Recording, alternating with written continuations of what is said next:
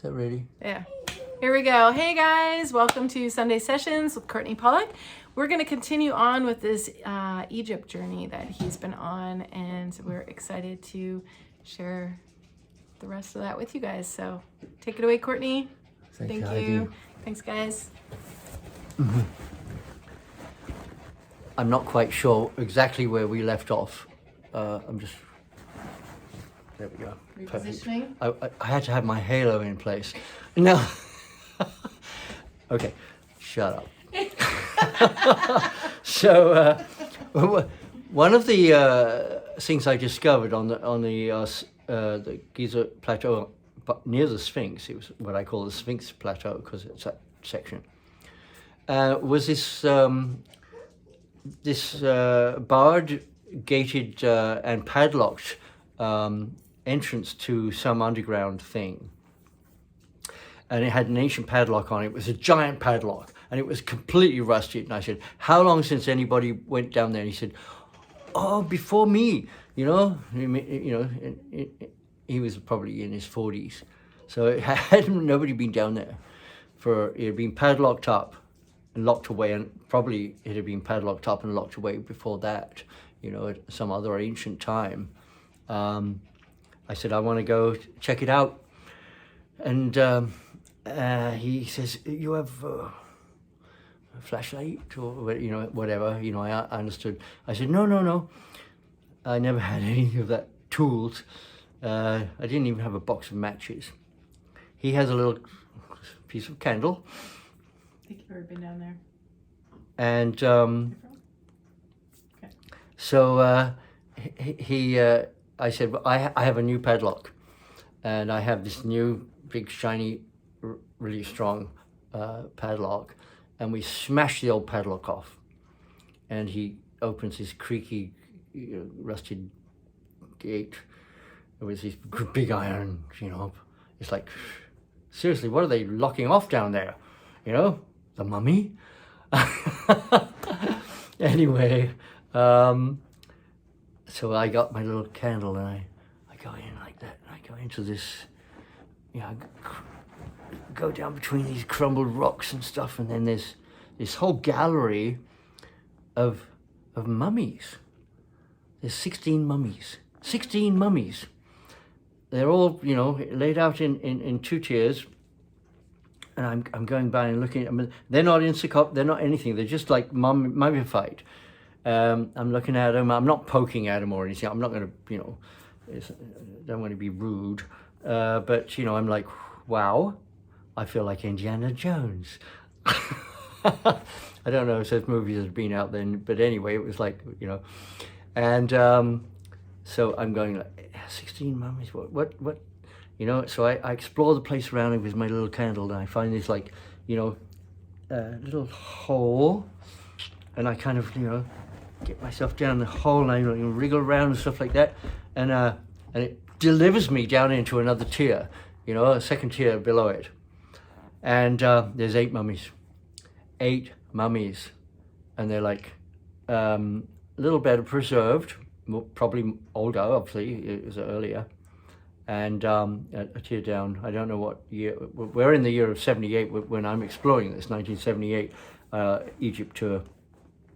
Anyway, so I look around and I'm going, well, there's got to be another tier. So I explore and I find another hole. And, you know, I slide down this hole and it delivers me into another chamber. And it's 4 mummies.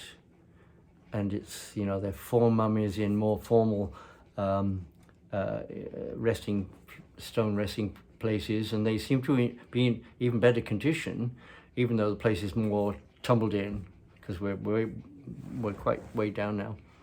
And so I find another hole, and I scramble down, and there's two mummies, 2 quite significant looking sarcophagi.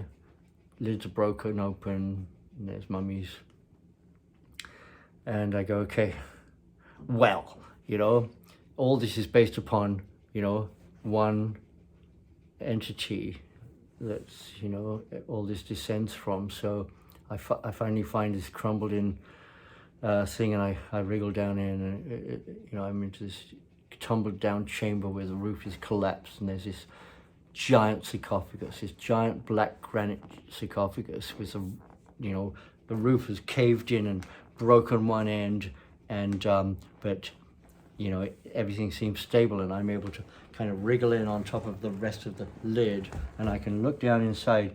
This thing is about 9-10 feet long, and there's this giant mummy in there, and I'm like, I don't know who you are, but excuse me, I'm gonna just lie in here and do a little toning and maybe get some messages. Or what was I thinking?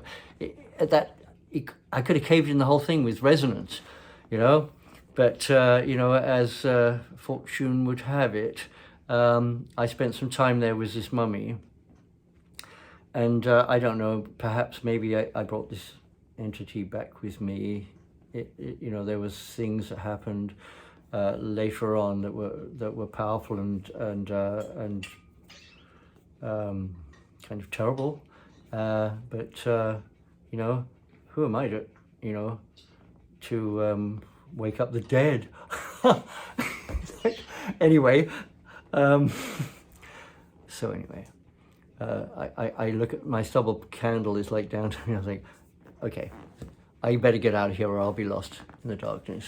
And I scramble my way out, and I get out, and I've got this literally a little puddle of wax, with a little withering little bit of wick, and then I see the exit, and then snuffed out, gone. And I just move towards the light, and there's the guide standing outside there, and he's like looking in. He sees me coming up to the gate, and he opens the door, and he backs off, and he's like, and it's like I was like, the mummy had been just risen, to him it was like awesome, probably. He doesn't understand any of it, and he's like, he was doing this for a little baksheesh, a few dollars, and I'm good, and I've had this amazing experience that I haven't read about. I haven't read about this tomb, this complex, this burial complex. It's right there by the Sphinx. This is some awesomely powerful giant person, giant. There was 9 feet at least, and no exaggeration. I slid on top of this, it's like I got halfway down the lid. I was just like this tiny little man over this mummy, and all of this whole strata of descendants above, and I was like, still have no information on this, maybe it's all caved in, gone. I don't know, but it's one of those things that probably disturbs the status quo, that everything happened, in the last 6,000 years. Forget about it. Sphinx, they're proving that it's been around since ice ages and swamps and floods and stuff, with the erosion and stuff. It's like, didn't happen 4,500 years ago, 45,000, 70,000, who knows, they're still working on that, but it's still trying to keep it, from the public about all the realities of these, they're not tombs, they were never tombs. These are powerhouses. And of course the structures, these great rock edifices that they put together, we couldn't do it today. With all our technology, we couldn't do this. We couldn't perform the feats of building and engineering that have been performed, in so many places all over the planet in ancient times. There's no explanation. Any explanation there might be, it's probably, it's concealed and covered from the public, because, they think, people will be terrified and afraid to think that there were civilizations before us, maybe, that are, millions of years ahead of us, maybe, or even just hundreds of thousands. But even so, they're our progenitors. They came before us, and we're still here. So we're probably part of them, part of the whole descendancy.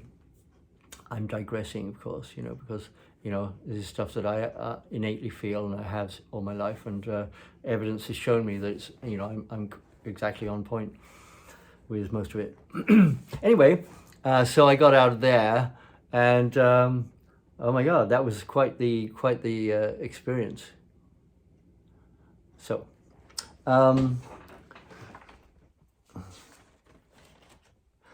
anyway,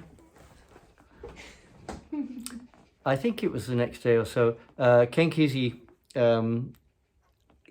had already written, you know, some powerful novels, and he was one of those people that in the early days, when the U.S. government were doing experiments with LSD, they were looking for, you know, more of a supreme soldier, right? A more efficient, you know, ruthless killer, you know. And they were doing experiments with LSD. And Ken Kesey happened to be one of them. he was like big, strong, you know, robust and confident young man. And he signed up on the program. He's like, yeah, right, yeah, give it to me. And of course, you know, he was having a ball. And of course, all of these wimps in the, you know, everywhere in the world, experimenting with LSD. None of them ever took it. You know, the kind of people that took LSD was, you know, Timothy Leary, you know, Ken Kesey, Jerry Garcia, you know, myself, you know, name it. You know, these people experimented and they understood it for them. You know, it's a little different for everybody, but since I can remember, even in England, you know, I had a friend whose wife was being experimented on because she had a breakdown or something, some psychotic break, as they call it, and they were experimenting with LSD, and I said, so who amongst them, you know, has experience with LSD, you know, and what do they know about it? And they said, well, that's the whole point. They're experimenting, you know, on unknown subjects, you know. I think that's wrong. Anyway, so Ken Kesey was one of those. He was one of those monkeys, you know, that they experimented on. And of course, you know, out of that became, you know, the electric Kool-Aid acid test with the Merry Pranksters and the Grateful Dead playing and all this psychedelia developing. I mean, do the world a favor, you know, you know, give it LSD. Anyway, I shouldn't be promoting something that, you know, not everybody's ready for. But, you know, it certainly did the world of good for me and most of everybody I know that took it. It just opened the gates of perception, you know, as Timothy Leary would have said, I think, and Ram Dass and a whole bunch of more. And so anyway, so Kesey and I we're going to go to the stepped pyramid at Sikara, which is supposedly older than the Great Pyramid, but I don't know about that. It's a stepped pyramid. It's pretty crumbled up, but it may have come long after. But one of the things about it was that it had amazing hieroglyphs, and which tells me that it was much later. But the hieroglyphs are in great state of preservation, and we go into this antechamber. So first of all, we're approaching the stepped pyramid. I don't know, it's about 18, 20, it's a ways from the Giza Plateau. I don't know, maybe an hour or two, by bus. Not, you know, it's not like a daily bus, it's a coach transport.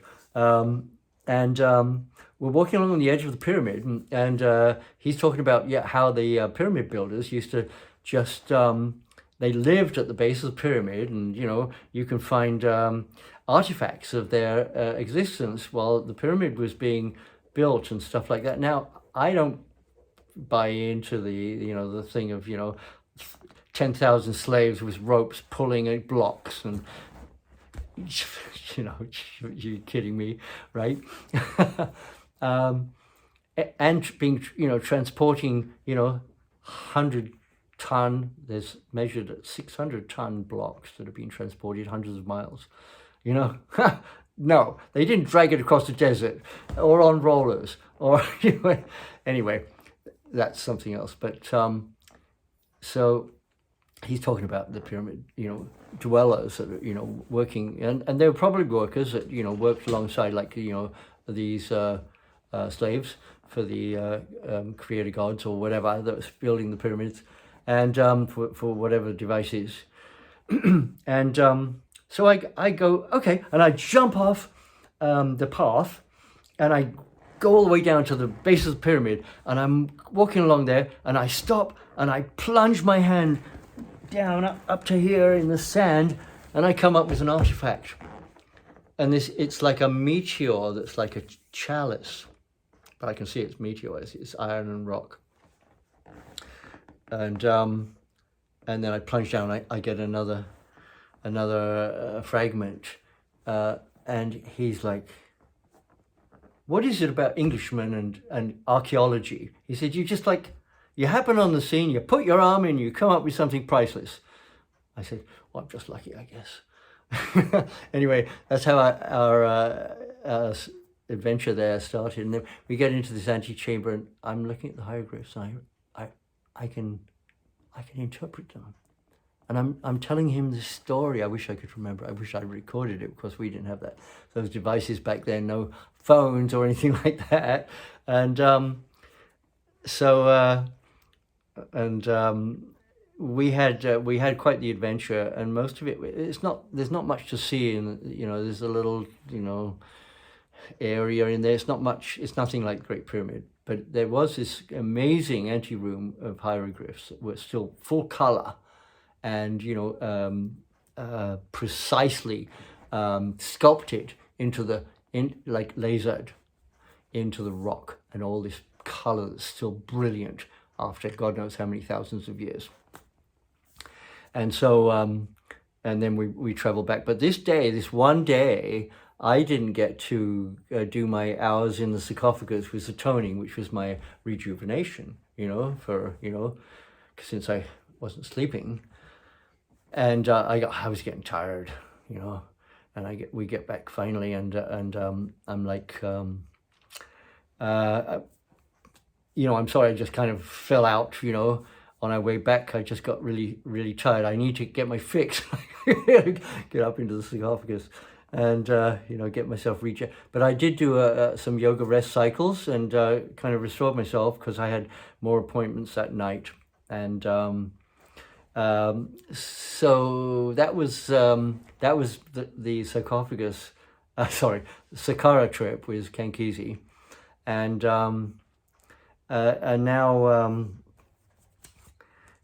one of the things that happened was that each day I would run up the pyramid to the top and catch the sunrise, and I would make a pyramid with my hands, and as the sun rose, I would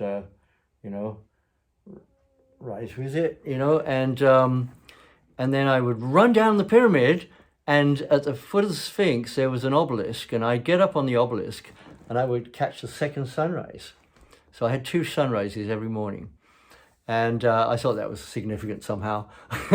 But one of the things, I was up and down the pyramid, sometimes 10 times a day for whatever. I'd take people up, I'd take them down, and I got to be really fast at climbing the pyramid. And then it got to the point when I'm on my own, I'm not bringing anybody up or down, I would come down the pyramid like I'm skiing moguls. I would just jump from rock to rock, and they're like at least a meter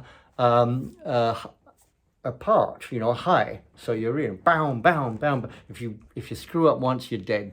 I could go to the top of the pyramid and back in about 13 and a half minutes. It's like 450 feet high or something. Maybe my figures are a bit off, but anyway. Not that they were keeping records, but I was by far the fastest person up and down that pyramid they'd ever seen, and probably ever.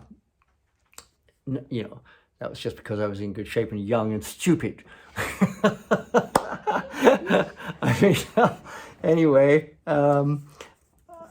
so one of the outings that happened was I'm taking Nikki up for the first time to the top of the pyramid, because very few of the plane crew or any of the family or anything had ventured to the top of the pyramid. They were happy to sit in the main house by the pool and drink cool drinks and look at the pyramid. And I was like, wow, you know, you have to experience it. But so anyway, Nikki came up, and we get to the top of the pyramid, and we're coming up the traditional side, which is, you know, the side the guides would take you up when they could back then. And even then it was forbidden, but, you know, a little baksheesh would get you there. And but I didn't need guides because I knew my way.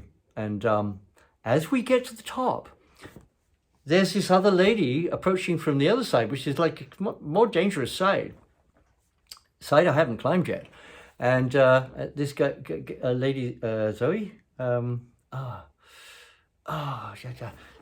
come to me. Anyway, I introduced her and Nikki. I thought, this is fortuitous. These two wonderful and strong, powerful women meeting at the apex of the Great Pyramid simultaneously, right out of the blue. You know, this other lady wasn't even on our plane trip or anything. You know, it was just wow. So I introduced them, and of course they became best of friends, and they started an import-export business with marquetry and fabrics, and of course artifacts, you know, from the ancient culture and the pyramids and all this stuff. And then out of this, Nikki developed these tours to PowerPoints on the planet, and primarily, of course, bringing people to the Great Pyramid and taking them on the tour. And it became a life pursuit for her that served her really well. She went to some great adventurous places, you know, like also like, you know, Machu Picchu and you know, Great Wall of China or something, but a lot of really magical places. I don't know if she ever got into Russia, but that would have been interesting because they got some amazing architecture there. It's so ancient and so complicated, you know, it's just mind-bending. And anyway, so that was just a little thing that happened. Zoe, I'm calling her Zoe. I may have that wrong. She was importing crystals from South America and some in Peru, Argentina, and of course Brazil. She had crystals as big as this couch, single great big shards. And you know, I went into her living room, which was a big living room, and it was like it was unbelievable. You have to have a crane to get these things in. It was so powerful in there. And this girl was doing this before Egypt. You know, she was, you know, I said, well, these two are just, you know, on a beam. And of course, they manifested amazing things together. Anyway, it's just totally a little aside. And one of the other asides was Bill Walton. He was the greatest basketball player in the world at that time. And he was 7'2", and he was a deadhead, you know. I'd met him a few times, you know. He was become a good friend of Ramrod, and of course he followed the Grateful Dead, and he was a well-known media person and promoted the Grateful Dead, and so he's at the pyramids to experience this 3-day free festival with the Grateful Dead at the pyramids, and he's got a broken leg.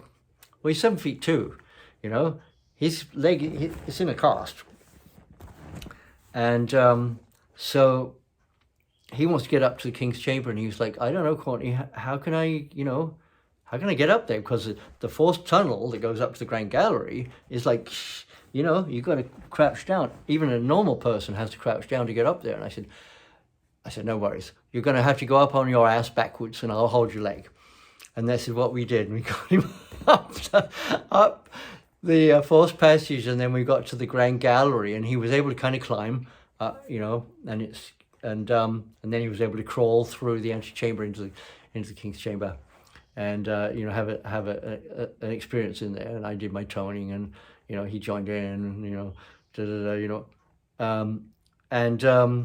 And then, you know, coming back down, we did the same thing in reverse. He shuffled down with his leg up front, and I just held it and, you know, down and got him out. And he was like, great. And I had to get up there, but I didn't know how I was going to do it. And then the very next day, I'm going up to, you know, do my session in the sarcophagus. And there's Ken Kesey with, you know, a film crew. He's got an interviewer, and he's got the cameras and all this stuff. And he said, you know, we're going to interview you in the sarcophagus. And I said, okay, you know. I said, well, I'll be up ahead of you, and I'll be in there. And then I'm in there doing my toning, and then they, you know, like they come in, and Ken Kesey starts to film it. And then this guy Krasner, I can't remember his first name. He's an interviewer. He's a professional interviewer, but he's also, you know, part of the circle of friends. And so anyway, this actual video is somewhere. It used to be on YouTube. You used to be able to bring it up, you know. Interview with Courtenay Pollock in the sarcophagus of the Great Pyramid. Well, it's no longer there. I think the Kesey Foundation probably pulled it, and they probably got all this footage along with all the rest of the footage that Kesey took as a record of events and his life and things like that. And so it's probably still around. But anyway, that was very interesting. You know, I can't recreate the interview, but it was like, you know, I was like, so Courtenay, I don't think you're your average tourist. I was like so into my toning and you know, melding with the universe, and apparently not. It's like a voice from the grave. It was like, can't even recreate it. And I was talking about the mathematics of the universe, and, you know, the harmonics and the power of the, you know, the geometry and the ley lines and the structure and the position on the planet, and how it's like, you know, channeling this massive information and power, and you know, anyway. So so that happened. Anyway, I think we're coming up to our half hour. Awesome. All right. Thanks, Courtenay. Mm-hmm.